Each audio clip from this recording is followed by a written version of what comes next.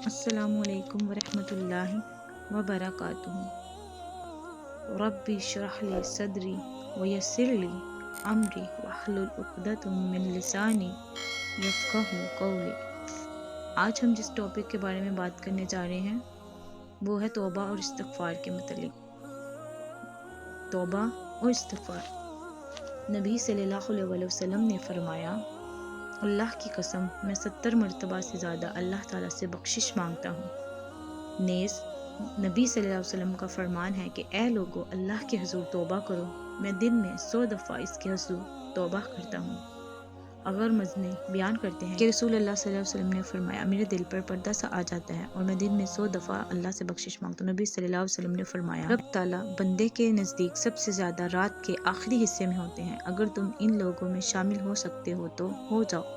اس وقت اللہ تعالیٰ کو یاد کرتے ہو تو ہو جاؤ۔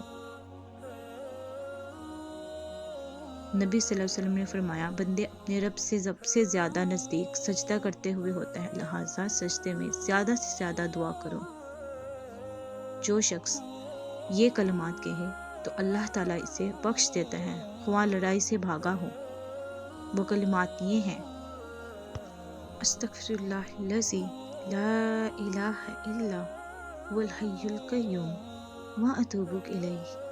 ترجمہ، میں معافی مانگتا ہوں اللہ سے جس کے سوا کوئی عبادت کے لائق نہیں، وہ زندہ اور کائنات کا نگران ہے، اور میں اس کے حضور توبہ کرتا ہوں۔